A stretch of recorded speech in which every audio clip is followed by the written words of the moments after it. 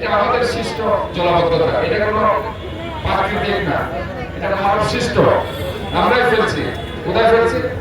টুক করে নালাতে ফেলছি, রাস্তায় ফেলছি। আমি আপনাদের এখানে কিছু বিল দিতে চাই। আপনাদের কয়টা বিল লাগবে?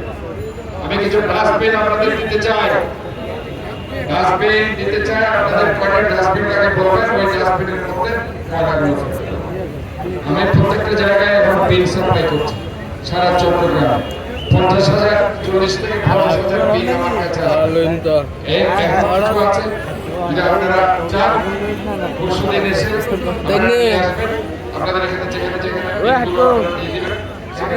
তবে এখানে আমাদের প্রোগ্রাম হচ্ছে বিনগুলো কেউ যেন চুরি করে নিয়ে না, বিন পর্যন্ত চুরি করে নিয়ে চলে যাচ্ছে। এটা আপনাদের নজর রাখার দরকার হয়, যে শিকড় দিয়ে বেঁধে দেবেন যাতে করে বিনটা চুরি করে নিয়ে না।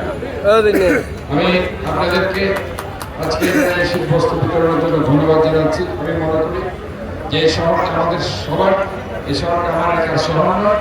আমরা সবাই মিলে এই শহরটাকে সুন্দর রাখবো, পরিচ্ছন্ন রাখবো, জলাবদ্ধতা মুক্ত রাখবো এবং সবাই মিলে এই শহরকে একটা ক্লিন সিটি হেলথ সিটি করে দেবো।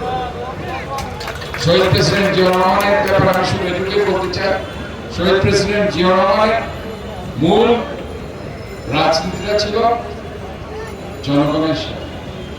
জনগণের জন্য উনি কি করেছিল? খালগণের কর্মসূচি করেছিল কৃষি। এই যে আজকে মানব সম্পদ বিদেশের মানুষ চাকরি করছে, এটা জিয়াউর রহমান করেছে। আজকে যে আপনার গার্মেন্টস সেক্টরে আমাদের এতগুলি মেয়েরা চাকরি করছে, এই কোটি কোটি আমাদের অর্থনীতি চাঙ্গা হচ্ছে, সেটাও ওই গার্মেন্টস সেক্টর। কাজে এই তিনটি কিন্তু শহীদ প্রেসিডেন্ট জিয়াউর রহমান হাত ধরা হয়েছে এবং একদলীয় শাসন ব্যবস্থা পাঠশালাকে সম্পূর্ণ অ্যাবলিশ করে বহুদলীয় গণতন্ত্র উনি প্রতিষ্ঠা করেছে। কাজে আপনি যদি গণতন্ত্রের কথা বলুন, অর্থনীতির কথা বলুন, সমাজনীতির কথা বলুন, রাজনীতির কথা বলুন, সেটা শহীদ প্রেসিডেন্ট জিয়াকে বাদ দিয়ে হবে না। ইভেন বাংলাদেশের যে স্বাধীনতার কথাও যদি বলেন, এই পদ্মারহাট যে শিশু পার্কটি আছে, জিয়া শিশু পার্ক, আগের যে কালুঘাট বেতার কেন্দ্র বলতো, ওইখান থেকে উনি 26 তারিখ স্বাধীনতার ঘোষণা দিয়েছিলেন। আর 26 তারিখের আগের রাত 25 তারিখ ওই যে নাসিরাবাদ বিপ্লব উদ্যানে উনি আই রিপোর্ট বলে মুক্তিযুদ্ধের সূচনা করেছিলেন।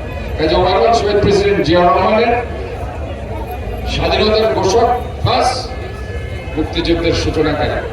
আমি আজকে তাই ওনার এই জন্মবার্ষিকীতে, এই ক্ষণজন্মা পুরুষ, ওনার জন্য আপনারা দোয়া করবেন। এবং আমাদের নেত্রী বেগম খালেদা জিয়া চিকিৎসার জন্য কোথায় আছেন? উনি এখন লন্ডনে আছেন। উনি যাতে সুস্থ হয়ে আমাদের এখানে ফিরে আসতে পারবে সেজন্য দোয়া করবেন।